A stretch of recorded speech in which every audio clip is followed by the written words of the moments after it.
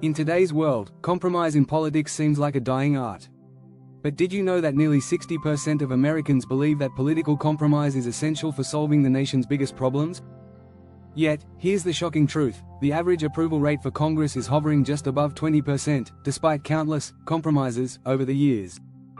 Why is it that even after politicians come together to strike deals, the system still feels broken? The answer is simpler than you think: most political compromises don't actually solve the issues they were meant to fix. Instead, they create temporary solutions that only push problems down the road. Take the 2008 financial crisis. The government stepped in with massive bailouts, but instead of healing the economy, they deepened the gap between the rich and the poor. In this video, we'll dive into why political compromise often fails, and why the so-called middle ground is becoming a myth. We'll explore how good intentions can lead to bad decisions, how attempts to unite only divide further, and what the future of politics might look like if we continue down this path. Stick with us to discover why compromise, once seen as the glue holding democracy together, may be its biggest downfall. Chapter 1: The Mirage of Middle Ground. Political compromise is often touted as the way to fix a broken system, but more often than not, it's little more than a mirage. The idea sounds good: find common ground, build consensus, and move forward. But in practice, it rarely works out that way. Think about the last major political deal that was struck. Did it truly satisfy all parties involved? Usually, it didn't. In fact, it often leaves everyone frustrated, feeling like they lost something important. Research from the Pew Research Center shows that Americans are more politically divided than ever before, and compromise doesn't seem to change that. When both sides feel like they're giving up too much, trust starts to erode. For decades, compromise was seen as a necessary part of politics. But in today's political climate, that's harder to believe. The middle ground often isn't a place where solutions live, it's a place where no one wins. A 2019 Gallup poll found that only 34% of Americans believe the government is doing a good job at solving the nation's problems. Is compromise failing them, too? Often, it's the people who feel stuck in the middle who bear the brunt of these failed deals. To make matters worse, compromise can sometimes create a false sense of accomplishment. Politicians can say, "We got something done," even if what was accomplished doesn't solve anything. This is what we call symbolic politics, passing laws that look good on paper but don't actually change people's lives. Take the Affordable Care Act, for example. It was a massive compromise between both sides, yet it still left many Americans without affordable health care. Politicians often rush to claim compromise as a victory. But real victories should create tangible results, not just feel-good moments. A compromise that doesn't address core issues is just a way to delay tough decisions. So, the question remains: is compromise a true solution, or just a way to avoid conflict and keep the system running without solving real problems? Chapter 2: Compromise or Capitulation. When we talk about compromise in politics, we need to ask a hard question: is it really compromise, or is it capitulation? In many cases, one side gets far less than the other, and that's not a fair deal. Take the recent budget negotiations in Congress. Often, the minority party is asked to give up a lot of ground to keep the government running. But when the bills are passed, it's the majority party that claims victory, leaving the minority feeling like they've been forced into submission. Capitulation happens when one side gets nothing in return for their concessions. This isn't just a theory, it's been seen in history time and again. In the 1980s, during the Reagan administration, the government faced a massive budget deficit. The compromise was to increase taxes while cutting social programs. It was a political deal, but it ended up hurting the very people it was meant to protect. Moreover, the idea of compromise as a balance of power can often be misleading. In reality, one side often walks away with more power than the other. This power imbalance is dangerous because it breeds resentment. A study from the Harvard Kennedy School in 2018 showed that political resentment has been growing in the US, especially among voters who feel that their side always gives in without gaining anything significant in return. This sense of capitulation isn't just bad for politics, it's bad for the people involved. When people feel they're forced to give up more than they should, they're less likely to engage in future negotiations. They lose trust in the system and its ability to solve problems fairly. And that's a dangerous cycle. Capitulation doesn't just undermine trust, it also weakens the fabric of democracy itself.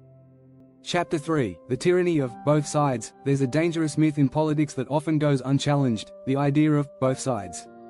It's a narrative that suggests two opposing sides are always equally valid.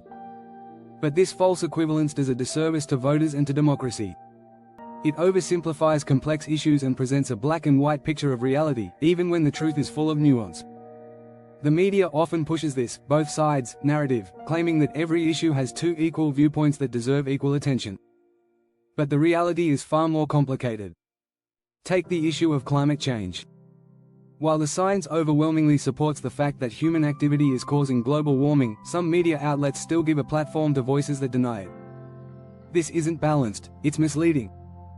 In fact, research shows that media outlets that present both sides of this issue as equal are contributing to public confusion and inaction.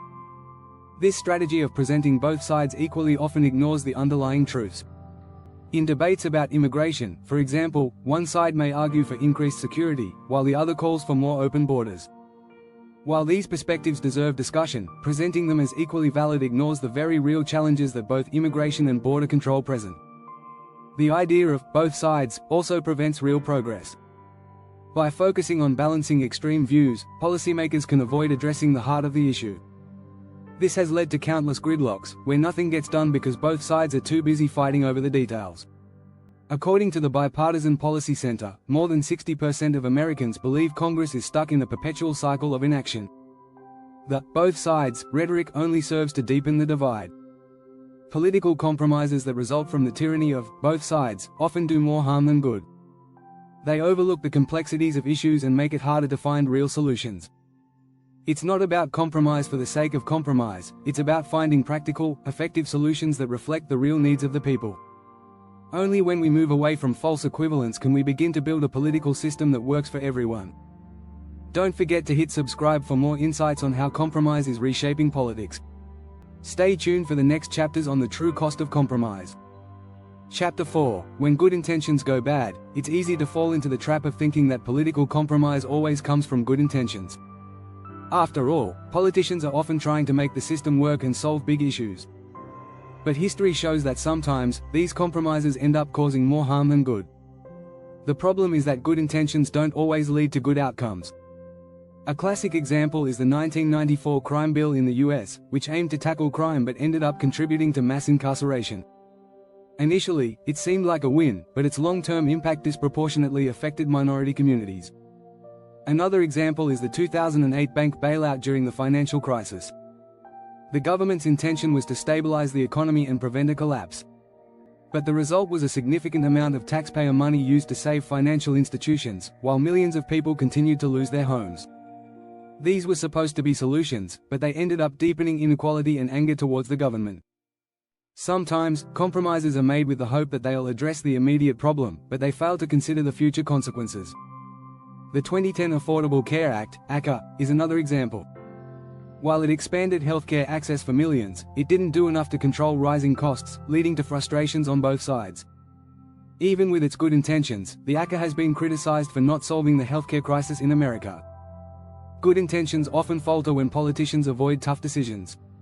They may compromise on key issues just to get something passed quickly. This makes it easy for policymakers to focus on short-term victories, while failing to anticipate long-term problems. Research from the National Bureau of Economic Research shows that poorly designed compromises can have ripple effects that last for decades.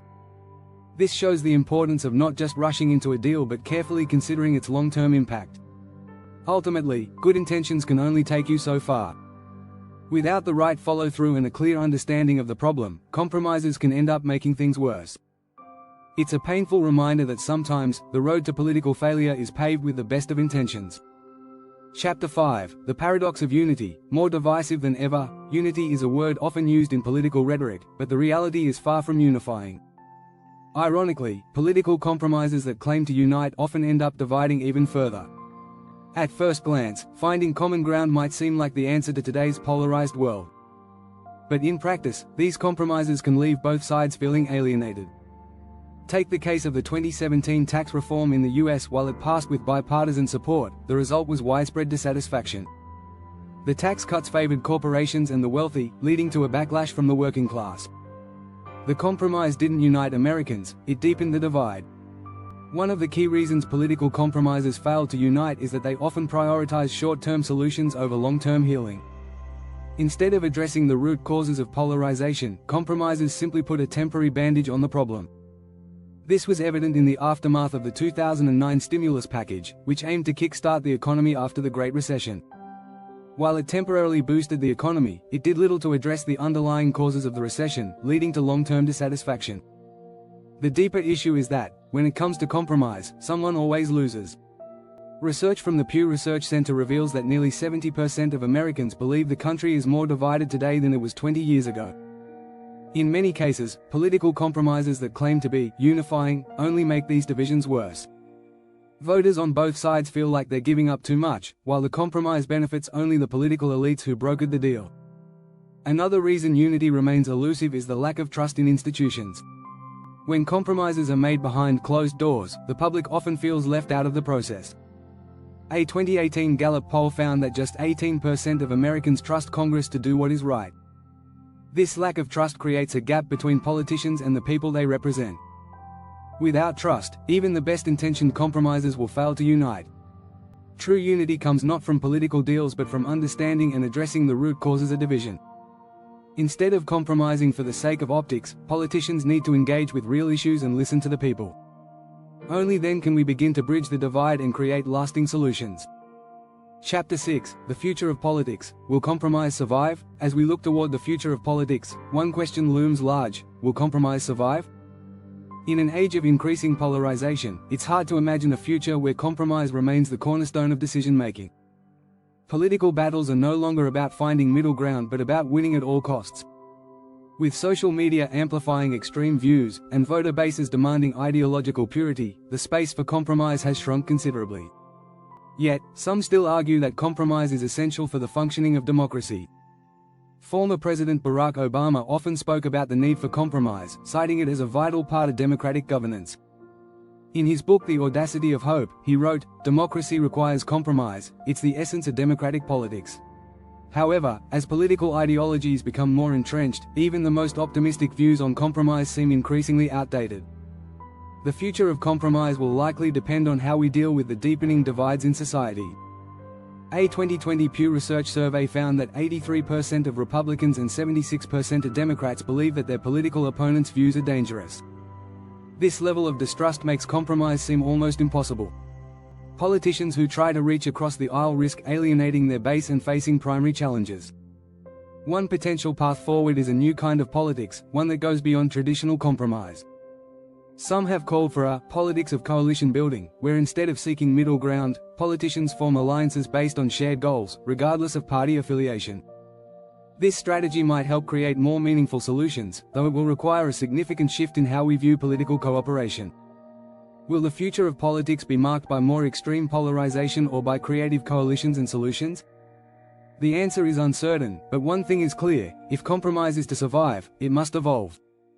We need new ways of approaching political deals, ones that prioritize long-term solutions over short-term wins. For compromise to thrive, it has to be about more than just appeasing both sides, it has to be about genuinely solving problems and meeting the needs of the people. Only then can we hope for a political future where compromise isn't just inevitable, but effective. If you're interested in more insights about the future of politics and the role of compromise, make sure to subscribe and stay tuned for our next video.